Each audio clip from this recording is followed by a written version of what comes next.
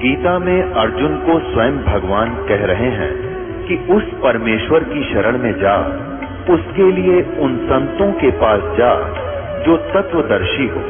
इसी प्रकार हजरत मोहम्मद को उनका अल्लाह कह रहा है कि कोई और पूर्ण परमात्मा है। उसको पाने के लिए उन तत्वदर्शी संत की तलाश कर।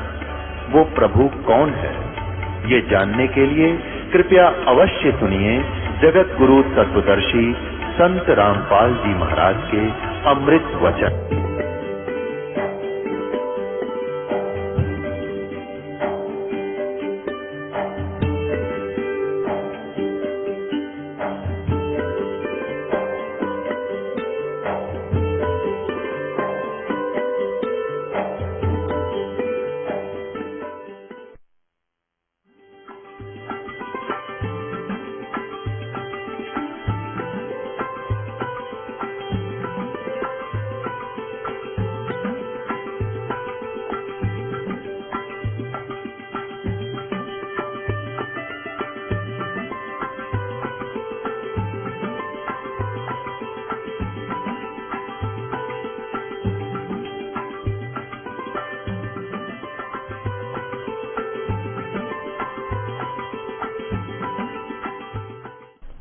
पुण्यात्माओं, अब ये क्या कारण है कि गुरुजी तो सतनाम जाप कर रहे हैं 2 अक्षर का और शेष को मना कर रहे हैं?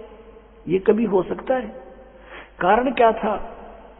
क्योंकि ये पक्के भगत थे परमात्मा के। इन्होंने भगवान से ये था जगत नहीं, और जगत के हित में था कि ये अब उस समय इसको गुप्त रखा जाता, ये हमारी भलाई में था। नीते काल के दूत ये राधा स्वामी पंतर, धन सदगुरु पंतर, ये जय गुरुदेव पंथर, ये दूसरे जो बाल योगेश्वर वाले, सतपाल वाले, हंसादेश वाले, निरंकारी, ये गुरु ग्रंथ साहिब को पढ़ते ही थे। इसमें से नाम भी लेकर ये देने लग जाते, अधिकारी ये थे नहीं। और आज हम कैसे भिन्नता बताते कि इनके पास बीज नहीं है मोक्ष का, आम का बीज नहीं। सभी पंथों संतों के पास ये बबूल भी काबली बुआ रहे तुम्हारे से, जिनका कोई यूज नहीं। काबली की कर बुआ रखी है, वो बीज दे रखे, वो मंत्र जाप दे रखे हैं, हठ योग बता रखा है, यूजलेस है वो। ये तो कंसेप्ट क्लियर हो गया कि नानक साहिब जी ये सतनाम जाप करा करते थे। ये है 2 अक्षर का जाप, और कभी इन्होंने डिस्क्लोज नहीं किया। और देखा कि ये जानबूझकर ये दिखाना चाहते थे कि मैं ये जाप कर रहा हूं, और आज के लिए ये एक प्रमाण प्रूफ एफिडेविट बन गया कि नानक जी ये जाप करते थे। इसलिए उन्होंने बोल कर सुना दिया, और उनको मालूम था जानी जान हो जाते हैं भगवान से परिचित महापुरुष, केविन में से कोई सा नकल भी करेगा मेरी। इसको रिजल्ट भी झटका भी दे दिया, लगा गोते खान, डूब गया होता, मर गया होता। फिर कहा कि नहीं, तू वही जो मैंने कहा ऐसे वही जाप कर, इसको मत जतना। इतना दृढ़ कर दिया कि इसको कोई सपने में भी जिक्र नहीं करे सिख समाज में, ऐसा करके ये। और फिर कारण क्या था? धर्मदास तो लाख दुहाई, ये सार नाम की बाहर न जाई। सार नाम बार जो पढ़ी, बिचली पीढ़ी हंस नीतर ही। धर्मदास तो लाख दुहाई, ये मूल ज्ञान, एक मूल ज्ञान है, एक मूल मंत्र है। ये मूल मंत्र है सतनाम और सार नाम। ये मूल मंत्र की तबार न जाई। सार नाम बार जो पढ़ी, बिचली पीढ़ी हंस नीतरी। आप बिचली पीढ़ी के हंस हो, और परमात्मा ने काल से कहा था कि तू कर ले जो तूने करना है। काल ने कहा था मैं नकली पंथ चलाऊंगा, 12 पंथ तो कबीर पंथ के होंगे, और अनेक पंथ चलाऊंगा, और अनेकों में से राधा स्वामी, धन सतगुरु, ये जय गुरुदेव, और ये और बाल योगेश्वर, सतपाल जी, ये सारे वही है, हंसादेश वाले, निरंकारी। काल तो एक जीव है उस मालिक के सामने, उसका उत्पन्न किया हुआ प्राणी है, और उसी से भक्ति करके शक्ति अपना कुछ मांग लिया भिखारी की तरह, आज वो पंसारी बन गया। यहाँ यही टेंडेंसी यही है जीव की।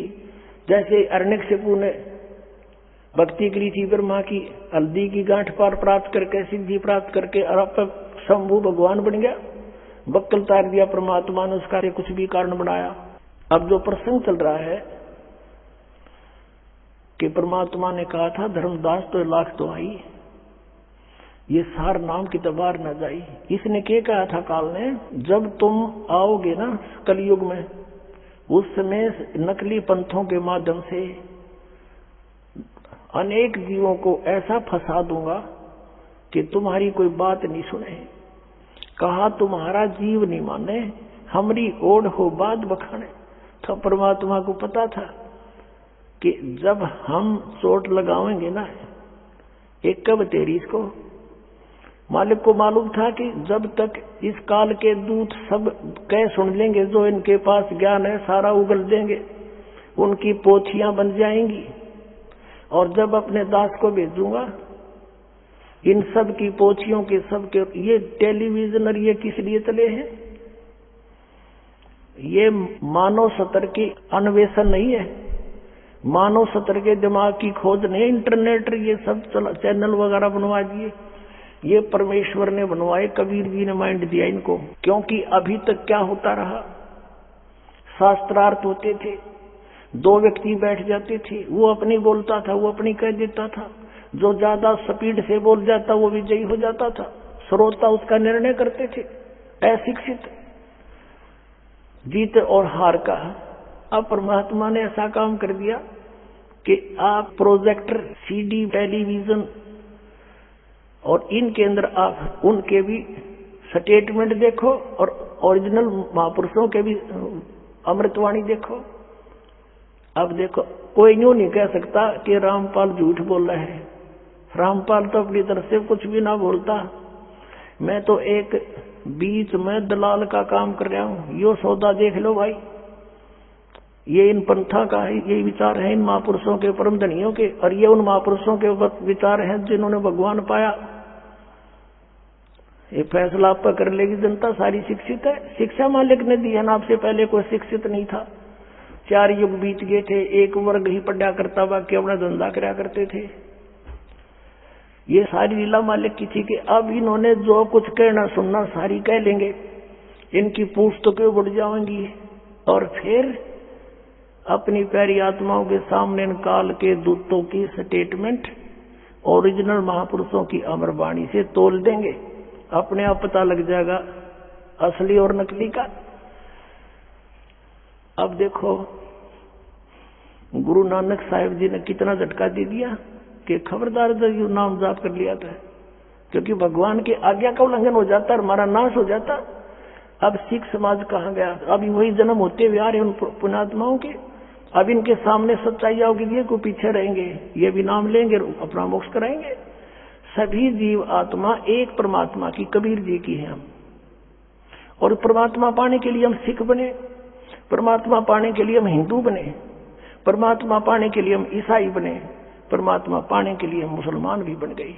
लेकिन मिले कैसे? अब फिर हम वही बनेंगे जिससे भगवान मिलेगा, हम फिर एक होंगे। अब देख लेना, अब नानक साहिब जी ने वाणी में लिखे थे ये मंत्र, लेकिन जो वाणी के बाद में संग्रह किया गया गुरु ग्रंथ साहिब के रूप में, उसमें से वो वाणी निकाल दी गई जिसमें ये दोनों मंत्र कति क्लियर लिखे हुए। तो वो छोड़ दी इसलिए कि कहीं गुरु ग्रंथ साहिब में हमने लिख दी, पाठी पाठ करेंगे और उन पढ़ लिया ये मंत्र, तो वो जाप ना कर ले और गुरु जी की आज्ञा का उल्लंघन हो जाएगा और हानि हो जाएगी, जैसे मर्दाना डूब गया होता। इसलिए उन्होंने उनको छोड़ दिया। वो वाणी फिर किसी महापुरुष के माध्यम से परमात्मा फिर रजाकरी प्रमाण के लिए अलग से एक पुस्तक में प्राण संग्रही के रूप में लिखवा दी। उसमें भी दुमान आपको दिखाता हूँ, उसमें से हमने नोट किया हुआ है। एक प्राण संग्रही पुस्तक है, पंजाबी भाषा में लिखी है। उसमें क्या लिखा है? ये गहरी नजर गीता में एक पुस्तक है, दास ने गीता जी का अनुवाद किया। उसके 3रे अध्याय में बहुत से प्रमाण दिए, उनमें से देखिएगा। ये गहरी नजर गीता में, इसका अनुवाद दास ने किया है। इसके 3रे अध्याय में आपको दिखाते, ये लिखा है नानक साहिब जी की वाणी में सतनाम का प्रमाण। ये दास ने लिखा उन सदग्रंथों से लेकर के प्रमाण के लिए। पंजाबी गुरु ग्रंथ साहिब के अंदर 59-60 पृष्ठ पर लिखा है ये, बिन गुरु प्रीत न उपजय, हुमे मैल ना जाई, हुमे मने अंकार का, सोहम आप पिछाणिए शब्द भेद पतियाई। ये गुरु ग्रंथ साहिब में इस तरह की तो लिखी है, लेकिन इसे कोई समझ नहीं सका ये क्या है। अब यहाँ देखना, प्राण संगली हिंदी के पृष्ठ 83 पर राग भैरव महला पहला गुरु नानक देव जी की वाणी है, और पौड़ी नंबर 32 में लिखा है, साध संगत मिल ज्ञान प्रगासै, साध संगत मिल कमल विगासै, उन कमलों का खिलेंगे उसके नाम लेने से।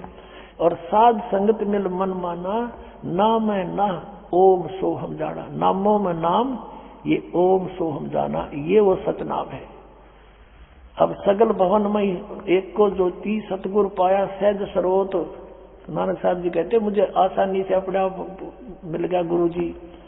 और नानक किलविस काटे ताही, सहज मिले अमृत सिताही। अब कलविस माने पाप का काटने वाला वही परमात्मा, और ये मंत्र है। अपनात्मा यही आदरणीय गरीबदास साहिब जी ने अपनी अमृत वाणी में लिखा है, जो परमात्मा कबीर जी से नाम उपदेश प्राप्त किया था, ये 2 मंत्र के ही सतनाम है। और यही नाम आदरणीय नानक साहिब जी को परमात्मा से सीधे प्राप्त हुए थे, वो उनके गुरु रूप में थे। गरीबदास साहिब जी क्या बताते हैं, राम नाम जप कर थिर होई, ओम सोहम मंत्र दोई। कहा पढ़े भागवत और गीता, मन जीता जिन त्रिभुवन जीता, मन जीते बिन झूठा ज्ञाना। और 4 वेद और 18 पुराना। क्या कहते हैं, कह कबीर निज नाम बिना मिथ्या जन्म गंवाया, निर्भय मुक्ति नियक्षरा गुरु बिन काहू न पाया। जो जन होवे जो हरि, और लेगा धन बिगलाए, और सोहम सोहम जप मरे मिथ्या जन्म गमाए। अब क्या करते हैं कि परमात्मा ने एक ये मंत्र अलग अलग भी दे रखे थे गुरु ग्रंथ साहिब में, और कुछ एक प्राणी जो नकली है वो केवल एक सोहम मंत्र जाप करने लगे। तो उसके विषय में कबीर साहब ने कहा कि सोहम सोहम जप मरे व्यर्था जन्म गंवाया। कहते हैं ये सतनाम का जाप करना पड़ेगा, इस दोनों अक्षर के मंत्र का श्वास से जाप करना है। और इसमें से एक का जाप कर रहे हैं तो यूजलेस है, और जब तक वो सारनाम नहीं मिला तो दोनों सतनाम भी यूजलेस है, यानी मोक्ष नहीं होगा, इसकी कमाई से लाभ तो होगा। अब धर्मदास जी को जो नाम दिया परमात्मा ने वो कैसा दिया था, आदरणीय धर्मदास साहिब जी को आपको दिखाते हैं। कबीर परमेश्वर शब्दावली, धर्मदास जी को जो परमात्मा कबीर जी ने नाम दिया वो कौन सा था, ये देखिएगा, कबीर पंथी शब्दावली। ये कबीर पंथी शब्दावली है, और ये कहाँ से छपी है ये देखिएगा। कबीर आश्रम आचार्य परमार्थी वैद भारत पथिक, स्वामी जी युगलानंद बिहारी निर्मित, खेमराज श्री कृष्ण दास मार्ग मुंबई से। और इसके 284 पृष्ठ आपको दिखाते हैं। अब देखो ये 284 पृष्ठ पे है। परमात्मा ने कहा कि अजप्पा जाप जपो बिन जिह्वा, मूल मंत्र अरहाद, बिना जीव के श्वास का जाप करना, 2 मंत्र का। और यहाँ देखियो चौका की आरती जो नाम दिया जाता है उसके विषय में ये सब कुछ कहते हुए यहाँ आ जाते हैं। कहे कबीर 285 पे, कहे कबीर सुनो धर्मदासा, ओम सोहम शब्द प्रकाशा। और ये कबीर पंथी पुराण के नाम दे, कोई कहे ओम श्री सतगुरुदेव वे नमः, कोई कुछ, कोई एंड बैंड। वो क्या बता इनके बारे में परमात्मा ने कि मोती मुक्ता दर्शत नाही, ये जग है सब अंदरे, दिखत के तो नैन चश्म इनका फेरा मोतिया गंदरे। ये गुरुपद पाठ इन्हों दिखो बड़े पहुंच गए होंगे, इन्हों कहे सूरत दौड़ पहुंचा करती परम धनी की, उन्हें दौड़ का बेरा को ना कि सतनाम मना समझ मारा श्राद्धा स्वामी वाला के दौड़ की जाएंगे फिर वह। और जो साधना वो कर रहे हैं वो यूजलेस, वो तो आम के स्थान पर बबूल बीज रहे थे, वो भी काबली की कर कहाँ जाएंगे ये। अब जो प्रसंग चल रहा था पुण्यात्माओं के श्री जय गुरुदेव पंथ वालों के साथ हमारा आध्यात्मिक ज्ञान चर्चा चल रही है, और आप जी को दिखा कि उन्हीं के वचन है श्री तुलसीदास जी वर्तमान जय गुरुदेव पंथ के प्रमुख मथुरा वाले तुलसीदास जी। वो उन्होंने कहा 7 सितंबर 1971 को कि वो महापुरुष वह अवतार 20 वर्ष का हो चुका है, और अभी उसका भेद नहीं बताऊं क्योंकि बता दिया तो सब उसके पीछे पड़ जाएंगे। उस समय दास ट्रेनिंग कराया करता 1971 में नीलो खेड़ी पॉलिटेक्निक में जेई की ट्रेनिंग कर रहा था। जब उस समय बता दो तो मेरे पल्ले के था, कुछ भी ना था। तो अब तो दास के पास वो अनमोल खजाना है। अब तो यदि इनकी दिव्य दृष्टि काम कर रही है तो ये बता दे, नहीं तो पुण्यात्मा दास ने खोल दी जो दृष्टि आपकी है। अब इसके आधार से पहचानो और आओ बरवाला आश्रम में अपना कल्याण करवा लो। बोलो सतगुरुदेव। परम पिता परमात्मा पूर्ण ब्रह्म सर्व सृष्टि रचनहार कबीर परमेश्वर जी, ये हम सभी के जनक हैं, ये हम सभी आत्माओं के पिता हैं, उत्पत्ति करता है। हम परमात्मा की बॉडी से, शरीर से, उनके वचन से बाहर आए हैं। हंस रूप में हम बाहर उत्पन्न हुए, फिर हम काल के साथ यहाँ आ गए गलती से, तो हम यहाँ जीव बन गए। अपन आत्माओं, हंस आत्मा अर्थात आत्मा और जीव में क्या अंतर है? जैसे स्वांगी स्वांग करते हैं और अपनी वेशभूषा पुरुष होते हुए भी स्त्री की पहन करके वो स्त्री जैसे ही लगते हैं, उसको उतार दिया जाता है तो फिर वही के वही रह जाते हैं, ऊपर की ड्रेस निकाल दी जाए। आत्मा के ऊपर ये जीव की ड्रेस लग गई तो ये जीव बन गया। इस जीव के ऊपर फिर बहुत से आवरण और डाल दिए, अन्य इसके ऊपर से और कपड़े पहना दिए। तो ये जब तक इन कपड़ों के अंदर है तब तक ये भिन्न भिन्न प्रकार के रूपों में रहता है, जीव कहलाता है। और ये जब सभी इसके ऊपर से ये स्वांग वस्त्र उतर जाते हैं तो फिर ये आत्मा ही रह जाता है। परमात्मा बताते हैं कि मेरे हंसा भाई, हंस रूप था जब तू आया, अपना स्वरूप अब भूल में भूला था तो जीव कहाया। अब हमने फिर से इन सभी स्वांग को त्याग कर उसी सचिथि में पहुंचना है, हंस आत्मा की सचिथि में। जब तक हम जीव हैं, हमारे अंदर जितने ये आवरण चढ़े हुए हैं, इनके कारण हम अच्छी तरह अपने आप को नहीं समझ पाते। हमारे अंदर बहुत से विकार विद्यमान रहते हैं। परमात्मा ने आकर के हमें ये जानकारी दी है कि तुम यहाँ काल के लोक में रह रहे हो और इस स्थान पर तुम कभी सुखी नहीं हो सकते। प्रत्येक प्राणी सुख की खोज में है। उन्होंने सुख को कौन सी दृष्टिकोण से तोल रखा है? अब जिसके पास संतान नहीं है वो सोचता है मेरा संतान हो जाए मैं सुखी हो जाऊंगा। जिसके आंखें नहीं है वो ये सोचता है भगवान मुझे आंखें दे मैं सुखी हो जाऊंगा। निर्धन ये सोचता है कि मेरे पास धन हो मैं सुखी हो जाऊंगा। रोगी ये सोचता है मैं रोग मुक्त हो जाऊं मैं सुखी हो जाऊंगा।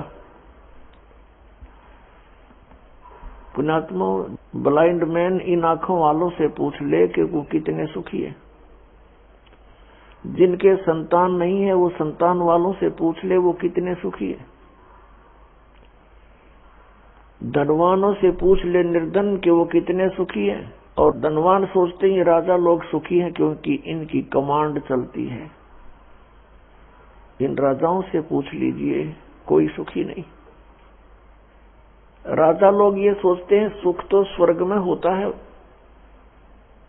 स्वर्ग के देवता सोचते हैं कि इंद्र को सुख होगा। इंद्र महादुखी, उसकी हिस्ट्री पढ़कर देखो इतिहास में, पुराणों में। इंद्र सोचता है कि ब्रह्मा विष्णु सुखी होंगे। ब्रह्मा विष्णु महेश की जीवनी देख लो कितने सुखी है। देवी पुराण के अंदर ब्रह्मा जी पूछते हैं विष्णु जी से कि आप देवेश्वर हो। ब्रह्मा की सोच से वो विष्णु जी को सर्वेश्वर मान रहा है और कह रहा है कि आप किसका ध्यान लगाए बैठे हो, समाधि लगाते हो। विष्णु जी कहते हैं कि मैं अधिकतर समाधि में रहता हूँ, तप करता हूँ और फिर राक्षसों के साथ युद्ध करता हूँ, उनको मारता हूँ जो दुखदायी तत्व है। कुछ थोड़ा बहुत समय मिलता है तो लक्ष्मी के साथ सुखपूर्वक व्यतीत कर पाता हूँ, अन्यथा मैं कभी तप करके अपने शरीर से कष्ट दे करके हठ योग करता हूँ, बैटरी चार्ज करता अपनी और सिद्धि प्राप्त करके फिर उन राक्षसों को मारता है, अपने पाप इकट्ठे करता है। देखो पुण्यात्माओं, विष्णु सुखी नहीं, ब्रह्मा और शिव एक कैटेगरी के समझो, शिव जी सुखी नहीं। जैसे एक समय भस्मागिरी तपस्या कर रहा था, शिव जी का उपासक शिव जी से भस्म कंडा मांग लिया और उसी के पीछे पड़ दिया कि मारूंगा तुझे, पार्वती को पत्नी बनाऊंगा। तो शिव जी कहाँ सुखी? परमात्मा कहते हैं तन धर सुखिया कोई नहीं देखा, और जो देखा सो दुखिया हो। उदय अस्त की बात करे मैंने सबका किया विवेका हो। घाटे बाद सब जग दुखिया के गृहस्थी बैरागी हो, और सुखदेव ने दुख के डर से गर्भ से माया त्यागी हो। जंगम दुखिया योगी दुखिया तपस्वी को दुख दूना हो। आशा तृष्णा सब में व्यापै कोई महल ना सुना हो। साच कहूं तो जगनी मान झूठ कही ना जाई हो। ये ब्रह्मा विष्णु शिव जी दुखिया जिन ये राह चलाई हो। सुरपति दुखिया भूपति दुखिया रंक दुखी बपरीति हो। कह कबीर और सब दुखिया एक संत सुखी मन जीती हो। यदि तुम यहां सुख खोज रहे हो वो आपकी भारी भूल है। परमात्मा ने अपने सच्चिदानंद घनब्रह्म की वाणी में, कबीर वाणी में कहा है,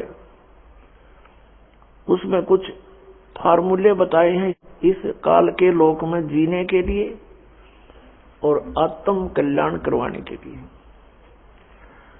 इस फार्मूलों में से एक ये भी फार्मूला है कि ज्यों राखे त्यों ही रहूं, हमरा क्या चारा, और खाने जाद खरीद हूं गुलाम तुम्हारा। परम संत की खोज करके उस पूर्ण परमात्मा की भक्ति में लीन हो जावे और फिर परमात्मा से यही प्रार्थना करे कि जैसे आप रखो प्रभु अपने बच्चे को, उसी तरह रखना। जो राखो तो ही रहूं, जैसे राखोगे ऐसे ही रहूंगा मैं। और फिर कहते हैं राज्य क्रमता राम की रजा धरे जो शीस, दास गरीब दरस परस तिस बैठे जगदीश। परमात्मा की रजा में राजी रहे, प्रसन्न रहे, जैसे भगवान फिर रखे। जैसे जब तक हम परमात्मा की शरण ग्रहण नहीं करते हैं, अपना जीवन जी रहे होते हैं, तो हम अपना प्रारब्ध ही भोग रहे होते हैं। उसमें दुख भी भयंकर आ सकते हैं और यहाँ के नकली सुख भी प्राप्त होते रह सकते हैं। कौन से सुख? जैसे पुत्र प्राप्ति, कोई व्यवसाय की स्थिति ठीक हो जानी, इस तरह के जो सुख हैं ये भी खूब मिल जाएंगे आपको। लेकिन इन सुखों का अस्तित्व कुछ नहीं है। ये आपके काम के नहीं है। आपके पास अरब संपत्ति होगी, अरबों की, अगले दिन आपकी मृत्यु होगी। वह संपत्ति आपकी कहाँ थी? आपके संतान है, पुत्र पुत्री है, पोते पोती होगे, देवता देवती होगे। आप मृत्यु के उपरांत पशु योनि प्राप्त कर गए, कुत्ते में घूम रहे हो, सैर सपट्टा करते उन गलियों के आगे से, आपको टूक भी ना डालने हुए। कहने का भाव ये है कि इस स्थिति को समझकर, यहाँ के सब इन कर्मों और आध्यात्मिक मार्ग को समझकर हमने अपने जीवन को एक सुचारू करना है। जब तक हम परमात्मा की शरण में नहीं है तो दोनों प्रकार के आपके ऊपर वो संस्कार प्रभावी रहेंगे। जब आप परमात्मा की शरण में परम संत के माध्यम से आ जाते हो, फिर आप अपनी मर्जी मत चलाओ। अपने यहाँ दीर्घ रोग लगा हुआ है जन्म और मृत्यु का, और हमने ये रोग कटवाना है। ये भयंकर जो है रोग है आपका, और ये बीमारी सबका लगी हुई है। ये ब्रह्मा विष्णु महेश के भी यही बीमारी है, इनको भी जन्म मृत्यु का रोग है। और आप जी ब्रह्मा विष्णु महेश से ऊपर किसी को मानते नहीं थे, विशेषकर पवित्र हिंदू धर्म के श्रद्धालु, और ये भी जन्म मृत्यु के रोग में। सरपुरुष यानी ब्रह्म भी जन्म मृत्यु के रोग में, अक्षर पुरुष भी जन्म मृत्यु के रोग से ग्रस्त। केवल एक परम अक्षर ब्रह्म जिसको सत्य पुरुष कहते हैं, वो कबीर देव हैं, कबीर साहब, वो इस जन्म मृत्यु के रोग से मुक्त हैं और वे वैद्य हैं, इस रोग के नाश करने वाले। तो हमने वो रोग नाश करवाना है। तो रोग नाश कराने के लिए हम कहाँ जाते हैं? हॉस्पिटल में। दीर्घ रोग होता है तो डॉक्टर उनको एडमिट करता है, या ओपीडी से भी औषधि देकर भेज देता है। तो फिर उस मरीज ने, उस पेशेंट ने डॉक्टर की प्रत्येक सलाह पर ध्यान देना चाहिए, प्रत्येक औषधि को समय पर सेवन करना चाहिए, तभी वो रोग मुक्त होगा, अपनी नहीं चलावे। अब जैसे हाई ब्लड प्रेशर के मरीज को नमक और घी निषेध किया है वैद्य ने, और वो अपनी चलाता है कि नहीं थोड़ा सा तो खा ही लेता हूं, तो उसको हानि होगी, मृत्यु को प्राप्त हो जाएगा। रोग नाश के स्थान पर उसका अपना नाश हो जाएगा। ठीक इसी प्रकार आप जी यहाँ आओ रोग नाश कराने के उद्देश्य से आओ। कौन सा रोग? जन्म और मृत्यु का। अन्य संसारिक सुख क्षणिक है, आपको यहीं थोड़ा सा राहत देकर के फिर आपके साथी नहीं है ये। और इस परमेश्वर की शरण में आने के बाद, कबीर परमेश्वर की शरण में, आपको संसारिक सुख भी मिलेंगे, लेकिन इतने ही मिलेंगे जितने आपको आवश्यक है। इससे अधिक आप डिमांड करोगे तो समझ लेना कि आप घी और नमक चाह रहे हो, जिसको डॉक्टर कभी अलाउड नहीं करेगा। साईं इतना दीजियो जा मैं कुटुंब समावे, हम भी भूखे ना रहें, ऐ तिथि न भूखो जावे। परमात्मा कबीर देव जी स्वयं चलकर आते हैं सतलोक से, और वो हमें यहाँ तत्व ज्ञान बताते हैं, पूरा आध्यात्मिक ज्ञान से परिचित कराते हैं, और हमें यहाँ भक्ति करने के लिए जो जीवन शैली अपनानी चाहिए उसका भी विधान बताते हैं। उसके लिए क्या बताते हैं कि परमात्मा से इतना ही मांगो, अधिक नहीं। साईं इतना दीजियो जा मैं कुटुंब समावे, हम भी भूखे ना रहें, अतिथि ना भूखा जावे। इसमें सब कुछ आ गया। जा मैं कुटुंब समावे अर्थात रिक्वायरमेंट ऑफ द फैमिली, यानी हमारे परिवार की आवश्यकताएं पूरी हों। उन आवश्यकताएं में आप देख लो सब कुछ आ जाता है। रहने के लिए एक झोपड़ी हो, कुटी हट हो, पर्याप्त है, और वस्त्र कपड़े रोटी ये मिलते रहे। और पुण्यात्माओं, अब बुद्धिमान समाज है, जब हमने परमात्मा पाना है तो उसमें अग्रम मग्रम नहीं चलेगी, अपना नहीं चलेगा बिल्कुल भी। अगर अपनी चलाओगे तो आप फेल हो जाओगे। आदेश परमात्मा का पालन करना पड़ेगा। जैसे सीता जी को हिदायत दे दी गई थी कि ये रेखा आपकी कुटिया के चारों तरफ लगा दी गई है, इसे बाहर मत जाना, बाहर जाओगे तो आप पर बहुत आपत्ति आ सकती है, कोई हिंसक पशु भी आपको हानि पहुंचा सकता है और कोई दुष्ट व्यक्ति का व्यक्ति भी आपको दुख दे सकता है। अब उसी समय रावण आ जाता है एक महात्मा रूप बना के और कहता है माई भिक्षा दो। सीता जी ने कहा तुम अंदर आके ले लो महात्मा, यहां जाओ मेरे निकट। रावण आगे को चला तो उस रेखा के पास आते उसमें से एक अग्नि की लपट निकली और रावण 10 कदम पीछे जा गिरा। अब रावण ने कहा कि माई भिक्षा बाहर आकर दे दे, साधु संतों के साथ ऐसा नहीं करते, इसमें तो बहुत शक्तिशाली मंत्रित रेखा है ये। अब सीता ने सोचा था, वो जीव संज्ञा की सोच थी कि महात्मा खड़ा है क्या फर्क पड़ता है, अभी आटा देकर वापस आ जाती हूँ। जो भी उसके पास उपलब्ध था फल फ्रूट वो भिक्षा लेकर बाहर को चली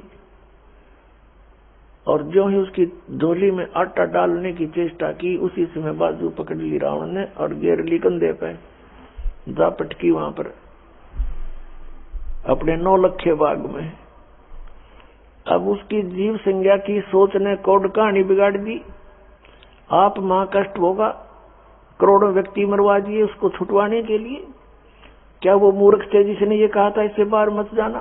तो पुण्यात्माओं, यदि आपने परमात्मा पाना है और ये जीवन सुखी बनाना है तो परमात्मा की प्रत्येक मर्यादा को, प्रत्येक नियम को लक्ष्मण रेखा समझ लेना और फिर सुख ना हो फिर दास को कहना। तो क्या बताते हैं, जैसे हम अरबपति हैं, खरबपति हैं, वो माया आपका कौन सा काम देगी? कल को मृत्यु हो जाती है और पैसा वैसे ही नहीं बनता। इसको जोड़ने में देखो कितने दोनों पाप इकट्ठे करने पड़ते हैं प्राणी को और मानसिक शांति नहीं रहती उसको। तो परमात्मा ने हमें बताया है कि साईं इतना दीजिए जिसमें कुटुंब समावे, हम भी भूखे ना रहे, अतिथि ना भूखा जावे। अब क्या बताते हैं परमात्मा? कहने का उद्देश्य ये है कि जैसे मालिक राखे उसी तरह आप रहना, फिर अपनी सोच को त्याग देना। हमने पैसों की और इन कोठियों की आवश्यकता कितनी है, किस लिए है? मकान बनाना इसलिए आवश्यक है, चाहे वो किसी टाइप का हो, झोपड़ी हो, कुटिया हो, कच्चे या पक्की छत हो, जैसी भी हो। उसका उपयोग कहाँ करते हैं, उसका प्रयोजन क्या है कि गर्मी सर्दी से हमारे शरीर की बॉडी की रक्षा करें और वर्षा आधी से भी बचाव बने, हमारे कपड़े गिल्ले ना हो, हम सुरक्षित बैठकर चैन से रात काट सकें और भगवान को याद कर सकें। औरतें 10 कोठियां बना रखी हैं, एक कोठी में 10 कक्ष हैं, व्यक्ति एक कक्ष के और एक चारपाई पर 3 बाई 6 के इतना स्थान मुश्किल से ग्रहण करता है और बाकी वह क्या है, वो बकवाद है, व्यर्थ है। कहने का भाव ये है कि हमने परमात्मा की प्रत्येक मर्यादा को पालन करके सफल होना है। हम विवाह करते हैं बेटे और बेटियों का, कितनी बकवाद कर रखी है, कैर बना रखा है यू हमने अपने आप ही, अपनी बुद्धि से, जीव संज्ञा से। बच्चों का विवाह करना है, सिंपल वे से कर दो, ब्याह तो करना है, उनका संयोग जोड़ा जाड़ा परमात्मा का वही जुड़ता है और उनका विवाह कर दो सिंपल वे से, समस्या हल हुई। इसी कारण से इन बेटियों को बोझ बना लिया जो गौ जैसा धन होता है।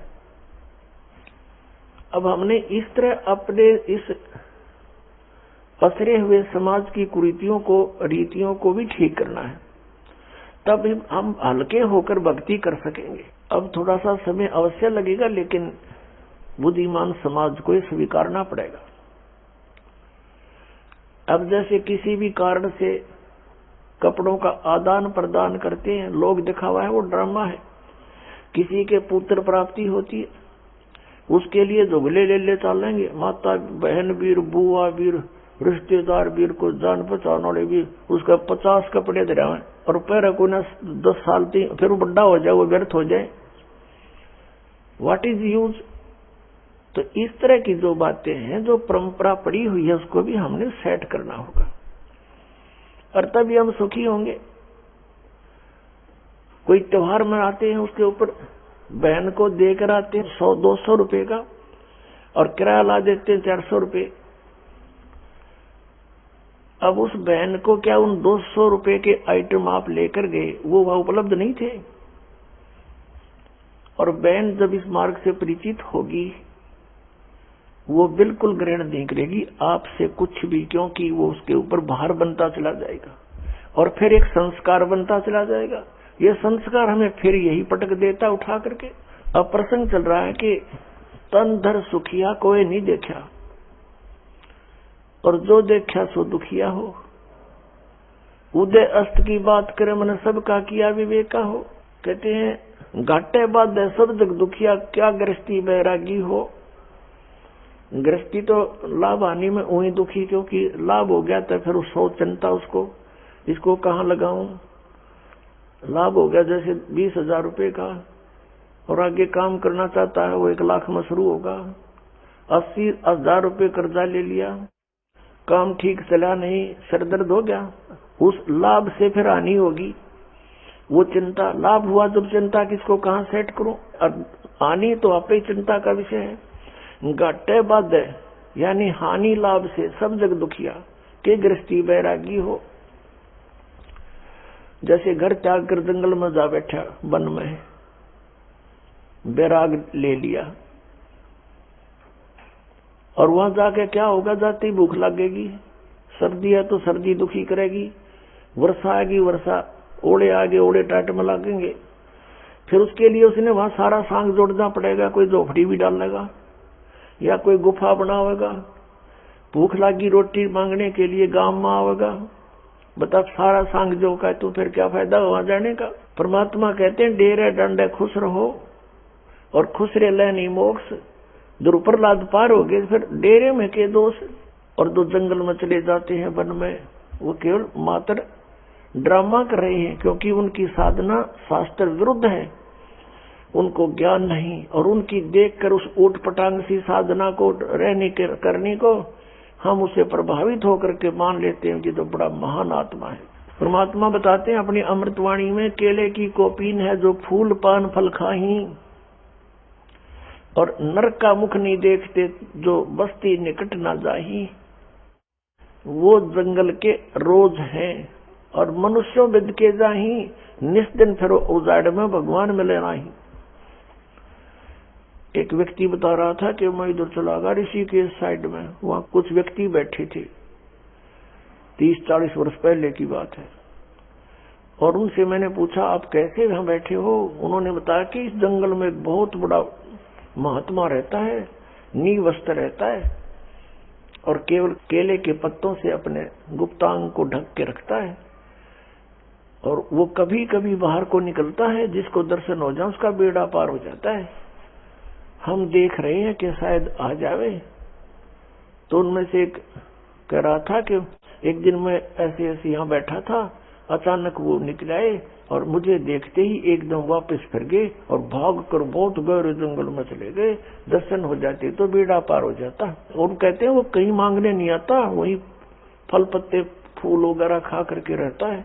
इसके विषय में सूक्ष्म वेद के अंदर परमेश्वर ने कहा, कबीर सच्चिदानंद घन ब्रह्म की वाणी में, कि केले की कोपीन है, यानी लंगोट बना रखा केले के पत्ते का, और फूल पान फल खाही, फूल फल पत्ते खा के गुजारा कर रहे हैं और नरक का मुख नहीं देखते, वो आदमियों के निकट नहीं आता, नरक का मुख नहीं देखते और बस्ती निकट न जाही। वो जंगल के रोज हैं, नील गाय जिसको कहते हैं, भटकते फिर धक्के खाते अंडे जंगल में, घास फूस खावे, क्या उनको भगवान मिल जाएगा। वो जंगल के रोज हैं जो मनुष्यों बिद के जाई, आदमियों ने देख के बिद के डरे लुक जाते, छुप जा जंगल में जा करके। वो तो जंगली जानवर हैं, वो महात्मा नहीं है। और निश्चन फिरो उजाड़ में न्यो परमात्मा पावे नहीं। ऐसे बेशक से कहीं भटकते रहो इस जंगल में, बियाबान में, ये विधि परमात्मा पाने की नहीं है। फिर परमात्मा क्या बताना चाहते हैं कि घाटे बाद सब जग दुखिया के गृहस्थी बैरागी हो, और सुखदेव ने दुख के डर से गर्भ में माया त्यागी हो। सुखदेव जी को पता चला मां के गर्भ में, क्योंकि इस प्राणी को वहां याद रहता है कि तू कितनी बार कितने कष्ट उठा चुका है, कितनी बार तेरी पशु योनियां और अन्य प्राणियों की योनियां प्राप्त हो चुकी है तुझे। फिर ये कहता है, वहां रोता रहता है क्योंकि वहां घोर कष्ट होता है इसको, और कहता भगवान अब के मेरा शरीर ठीक ठाक बाहर निकल जाए, आपको आजीवन याद करूंगा, कोई बकवाद नहीं करूंगा। अब मुझे सब याद है कि मैंने पिछले जन्म कितने खराब कर दिए। बाहर आते ही फिर इसके ऊपर ये तीनों गुण, रजगुण ब्रह्मा, सतगुण विष्णु, तमगुण शिव जी का एक एक इंजेक्शन लग जाता है तुरंत, और फिर ये अचेत हो जाता है। इसको नए सिरे से पढ़ाई कराई जाती है, ये तेरा चाचा, ये तेरी चाची, ये ताऊ, ये मामा, ये फूफा, माँ, और ये भाई बहन पिता। इसको कुछ नहीं याद मैं कहाँ था, गुग्गू बना दिया जाता है ये। फिर परमात्मा आते हैं इसको चेताने के लिए, इस बोली आत्मा को, तू कहाँ फंसा पड़ा है, इस झूठे सुख को सुख कहे तू मान रहा मनमोद, ये सकल सबीना काल का कुछ मुख में कुछ बोध। फिर बताते हैं कि जंगम दुखिया योगी दुखिया तपस्वी को दुख दूना हो, आशा तृष्णा सबको व्यापे कोई महल ना सूना हो। इच्छाएं सबके अंदर विद्यमान है, चाहे कोई गृहस्थी है चाहे बैरागी है, और जब तक ये अननेसेसरी रिक्वायरमेंट आपके हृदय में धरी रहेंगी, अनावश्यक इच्छाएं जो तुम करते रहते हो यहाँ की बगैर ज्ञान के, तो सुख नहीं, शांति नहीं, मोक्ष नहीं हो सकता। फिर बताया है कि साच कहूं तो जग नहीं माने, और झूठ कही ना जाई हो, ये ब्रह्मा विष्णु शिव जी दुखिया जिन ये राह चलाई हो। फिर बताया कि सुरपति दुखिया भूपति दुखिया, भूपति माने पूरी पृथ्वी का शासक है, और सुरपति माने देवताओं का मालिक यानी इंद्र। सुरपति दुखिया भूपति दुखिया रंक दुखी बपरीति हो। अब सारी पृथ्वी का शासक भी दुखी और देवताओं का राजा भी दुखी। फिर स्वर्ग में सुख कितना हो गया, कहां से हो गया। फिर क्या इसका निष्कर्ष निकाल रहे हैं परमात्मा कि कहे कबीर और सब दुखिया एक संत सुखी मन जीती हो। अब मन जीती संत कौन होगा, जो गुरु की मर्यादा में रहता है, वो मन जीती। वैसे मन पर काबू नहीं हो सकता, और परम पिता परमात्मा पूर्ण ब्रह्म की शरण में आने से, गुरु मर्यादा में रहने से इस मन पर विजय पाई जाती है। उसके लिए ये फाउल पॉइंट हैं जो आपको मर्यादा बताई जाती है। तो पुण्यात्माओं, जैसे बच्चा गेम खेलता है, खेल खेलता है, उसके लिए कुछ पॉइंट होते हैं, उनको डिस्टर्ब होने से वो फाउल हो जाता है, और फाउल होते ही उसको उस गेम से बाहर निकाल दिया जाता है। तो उसका वो गेम उसके हाथ से निकल गया। तो इसी प्रकार आप जी परमात्मा के इस गेम में, इस गेम के प्लेयर हो, इस खेल के खिलाड़ी हो, आप जी ने सभी ने मर्यादा में रहना है, कहीं फाउल ना हो जाऊं। तो इस प्रकार हम इस डर से जो गुरु मर्यादा में रहेंगे तो हमने मन जीत लिया। आप देखोगे आपके साथ में पड़ोस में विवाह हो रहा है बेटा या बेटी का, और वो पूरा उद्मस्ता रहेंगे, डीजे लावेंगे, नाचे कूदेंगे, 100 फंड करेंगे, कोई कार देगा, कोई कोठी देगा अपनी बेटे बेटियां ने, या कोई दहेज मांगेगा। तो आपको अगर ये माल्य की वाणी और ये ज्ञान याद रहेगा तो आप हंसोगे उनकी मूर्खता पर। कहते हैं ना जाने काल की कर डारे किस विध ढल जा पासावे, और जिना ते सर ते मौत खुड़क दी उन्होंने केड़ा हंसावे। यहाँ क्या पे खुशी मनावे। एक बहुत बड़ा अधिकारी था, रिटायर होने से पहले उसने अपनी पुत्री का विवाह करना सोचा कि अब मुझे सारे मेरे अंतर्गत जितने अधिकारी हैं सभी कोई ना कोई गिफ्ट देगा मेरी बेटी को। रिटायर होने से 6 महीने पहले उसने अपनी बेटी का विवाह किया। जिस विभाग का वो प्रधान था उस विभाग के बड़े बड़े अधिकारी कोई 20,000 रुपये दान दे रहा है, कोई सोने की अंगूठी दे रहा है, नरे दान उस दिवा दिए बेटी ताई। आप रिटायर हो गया। विवाह के 8-9 महीने के बाद वो बेटी विधवा होगी, मृत्यु होगी उसके पति की।